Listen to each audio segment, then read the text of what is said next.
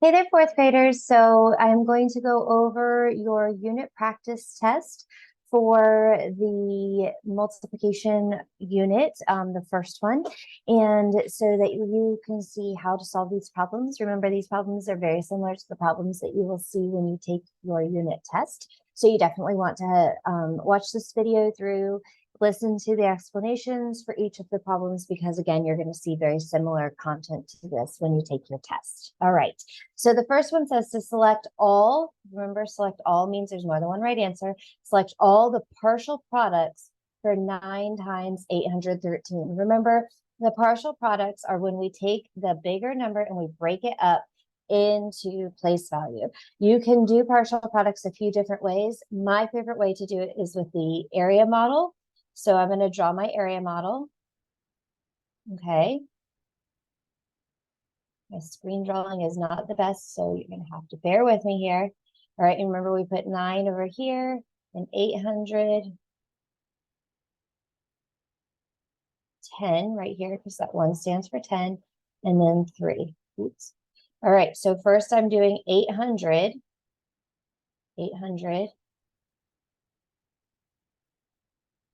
times 9. And remember, this is a multiple of 10, which means I can do that front end multiplication. 8 times 9, let's see here, 8 times 9 is 72. And then I have to add on my 2 zeros at the end. 7,200. And I see that that's one of my answer choices. All right, so that's one of my partial products. Now I'm doing 10 times 9. Well, that's one of my multiplication facts. So I know that one, that's 90. Right? And there's one of my answer choices. And then my last one is 3 times 9. And 3 times 9 is another one of my multiplication facts. That's 27. And there's that. So when I break this up into its parts, into its place value, that's where I'm getting the partial products. Remember, the partial products are part of the products, and we add those together to get the full product. But it's not asking me what the product is. It wanted to know the partial products. So there we have that. All right, that's the first one. Let's look at the second item. All right, this one asks which expression best describes the array modeled below. Notice this question has a part A. If it has a part A, it's going to have a part B. Don't skip over part B because you have to scroll down to see part B. Okay, please don't do that. I see that happen a lot, and then you miss it because you didn't answer it. All right, so let's look at this. I'm looking and I see the same thing repeated 4 times, right? This is 1, 2, 3, and then 4. So I know I'm going to be multiplying times 4 because it's I have it 4 times.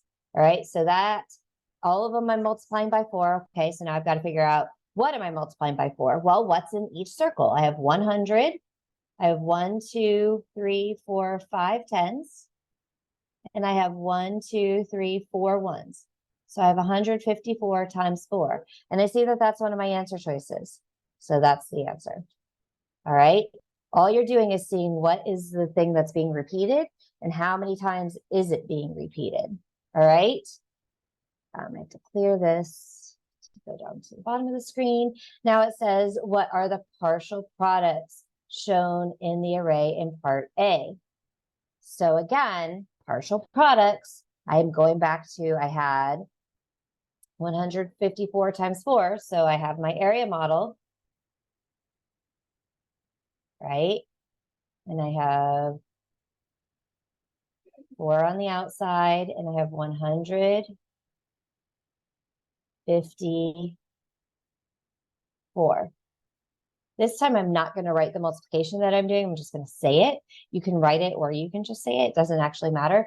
Multiplying what's on the top times what's on the side. 100 times 4. Well, 1 times 4 is 4. And then I have 2 zeros, so I add 2 zeros. 50 times 4.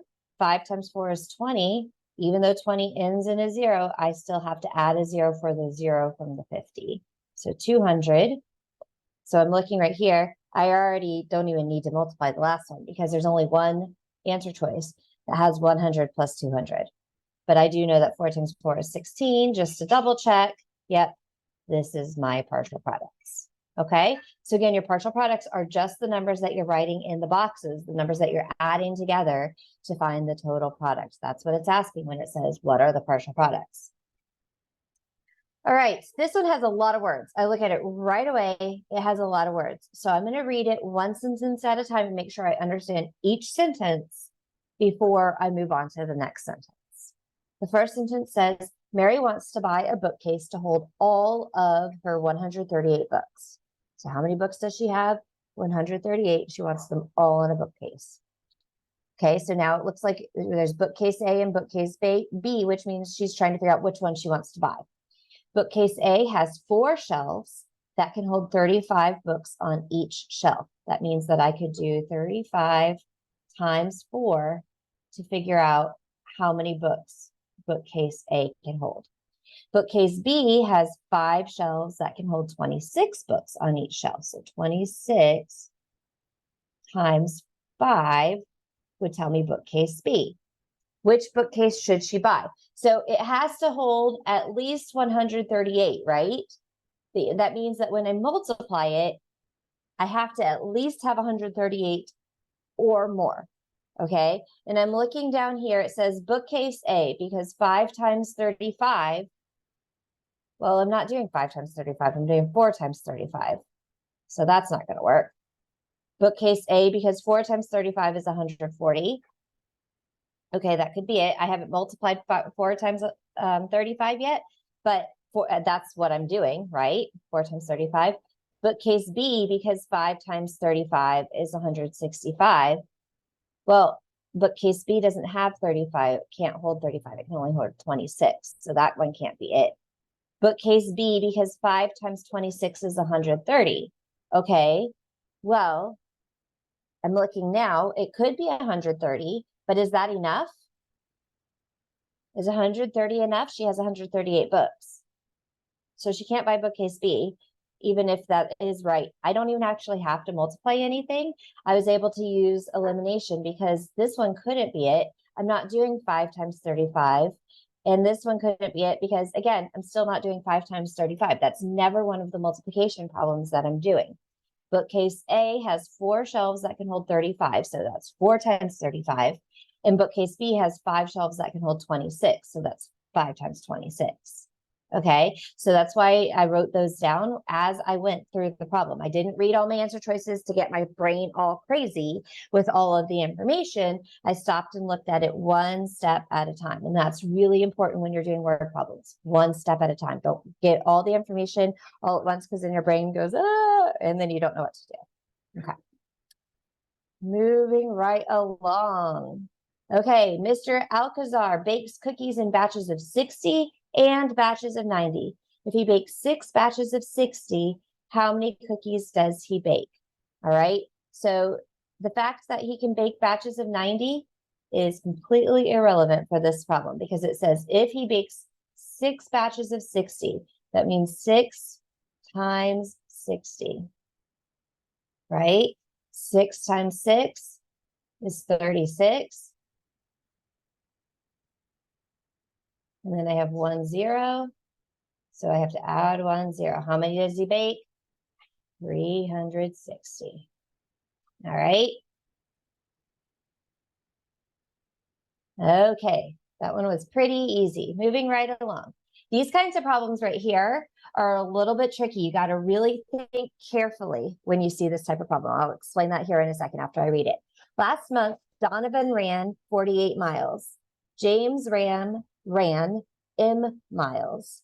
Donovan ran 3 times as far as James. Which equation can be used to find M, the number of miles James ran? Okay. The thing that is tricky is knowing, am I multiplying 48 times 3 or am I multiplying M times 3? So we always want to think who ran further or who went further, what should be the bigger number. It says Donovan ran 3 times as far. That means Donovan ran further. And it tells us Donovan ran 48. So Donovan's is 48. That means 48 is going to be the answer. 3 times something is going to be 48. So now I'm going to look for something that looks like that. 3 times something is 48. That's this one. It's not ever going to be an addition problem, right? It's times as many. So we could eliminate that one right there. And then division, it could be, but you kind of have to read it carefully. Okay. So when we were looking at our other answer choices, this one right here is going to be the best answer choice because Donovan ran 3 times as far. So James miles, which is M, times 3 is going to equal Donovan's miles. That's what that means. All right. Next up, a sky ride at the amusement park spans 2,715 feet. Over the course of the day, Anna rode the ride 7 times. How many feet did she ride? Okay, this is a basic multiplication problem because if she's doing it the same thing multiple times, that's multiplication. You're combining equal-sized groups. Anytime you're combining equal-sized groups, you're multiplying. So we would be doing 2,715 times 7. All right. And again, just going to go ahead and draw my area model. 7 on the outside. This is a 4-digit number, which means now my area model has to have, oops, that's a small box, 4 boxes. It's not my best drawing here. Let me fix this here. I'm not going to have enough space in my area model to draw what I need to draw. Okay, there we go. That's a little better.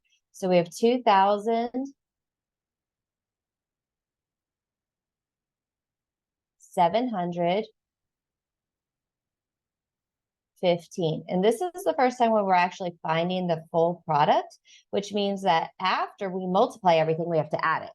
Okay, the rest of the problems that we've done so far, we've just been finding the partial products, but now we actually have to add to find the full product. So again, same thing as before, multiplying what's on top by what's on the side. 2,000 times 7. 2 times 7 is 14. And I have 3 zeros. So I have to add 3 zeros on the end. All right. 7 times 7, we're doing 7 times 700. 7 times 7 is 49. With 2 zeros on the end. 700 has 2 zeros. 10 times 7, I know that's 70. And 5 times 7 is 35. Okay, remember I can do this pretty quickly because I know my multiplication facts really well. The faster you know your multiplication facts, the faster you can solve these problems too. Now I have to add all these together. Remember, it's very, very, very important to line up your place value and to make sure when you rewrite the numbers to add them, you write them correctly. Okay. So 1,400, 4,900,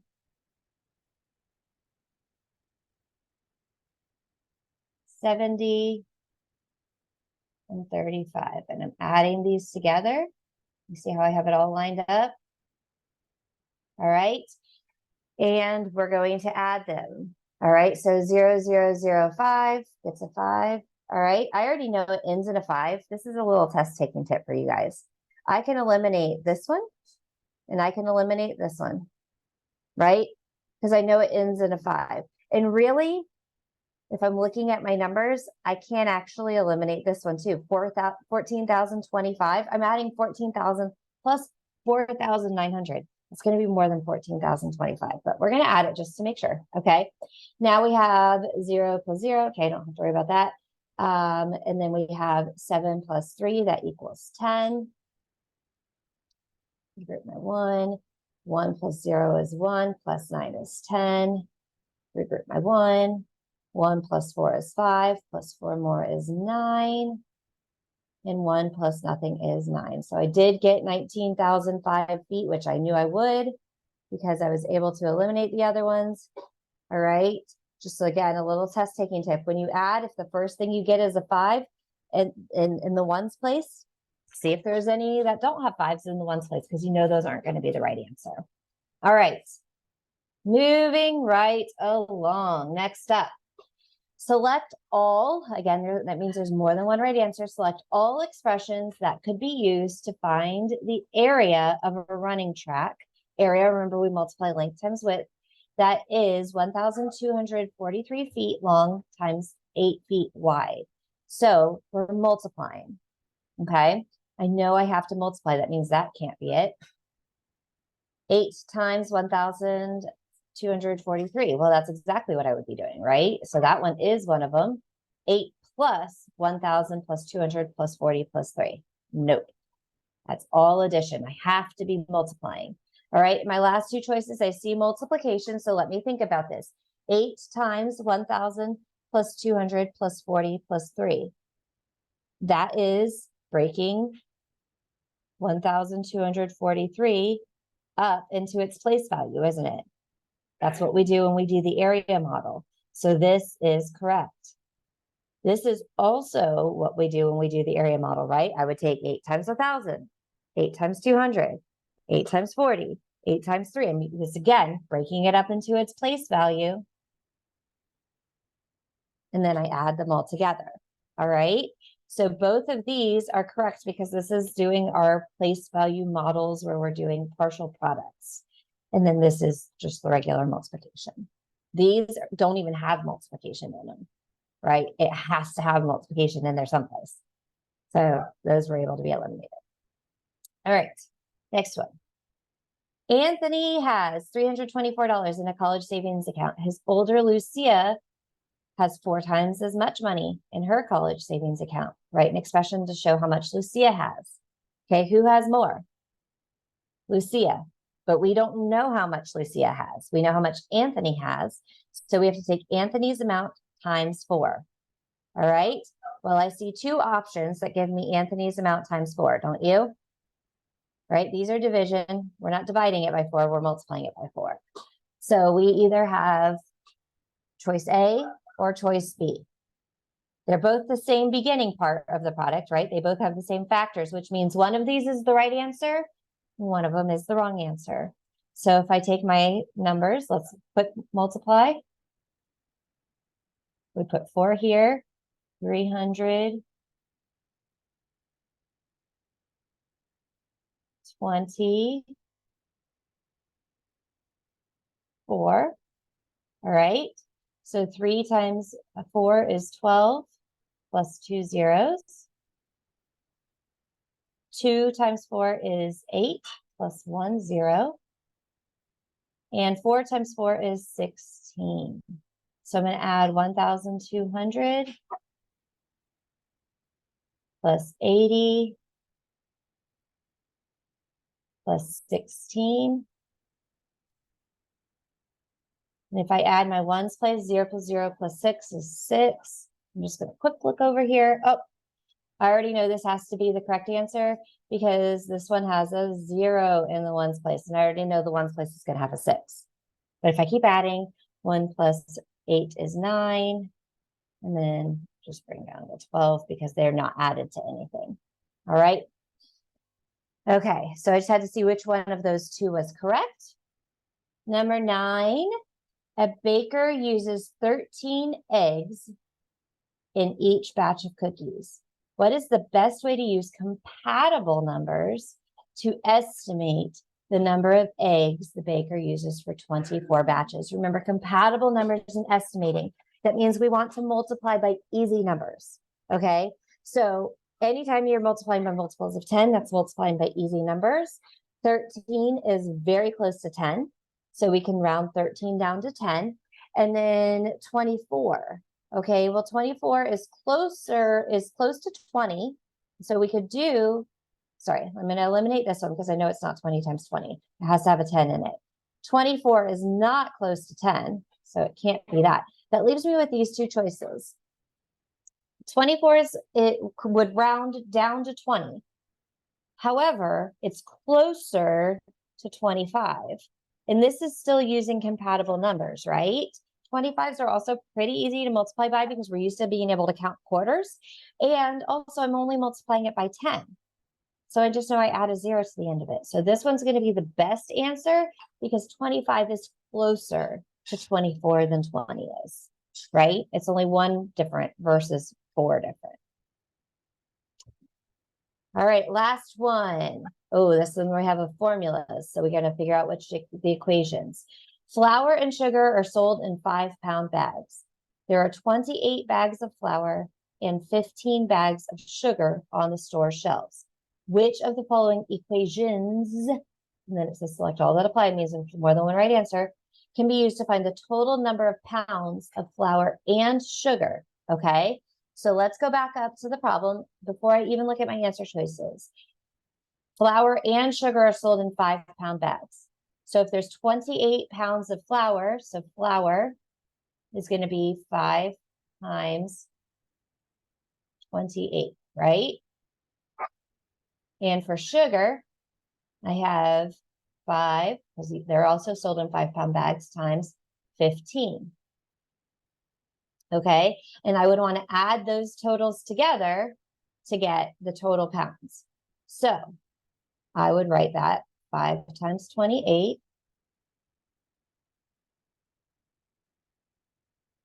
plus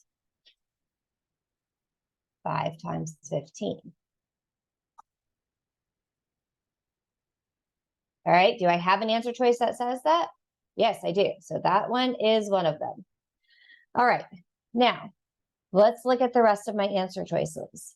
5 times 28 times 15. If I'm multiplying 28 times 15, that means that everything's all exactly the same, right? Like, because I'm combining equal sized groups when I multiply.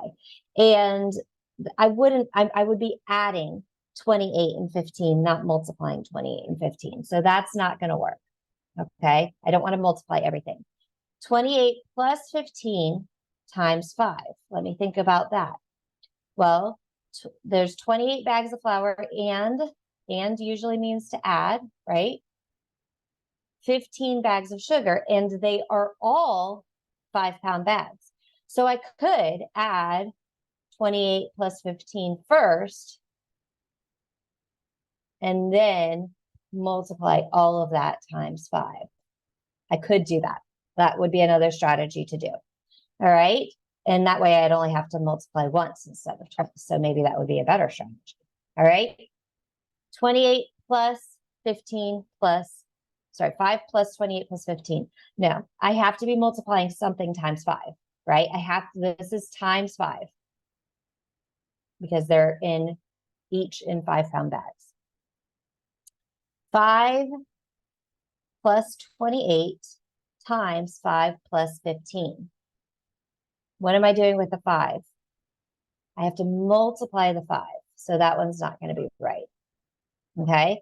This one is probably the trickiest problem on here, just because you really have to think about what you're doing exactly. This one might be a helpful one to draw a picture of. I'm not going to do that on here, but I'll start to show it to you. So if I can draw 28 circles, right, for my flour, and they're each 5 pounds. So I put 5 in each of them, right? So that would be for the flour. And let's say I did that times 28. So that's dot, dot, dot. And then I could draw my sugar. There's 15 of them, right? So draw my 15 and put the 5 in each of them.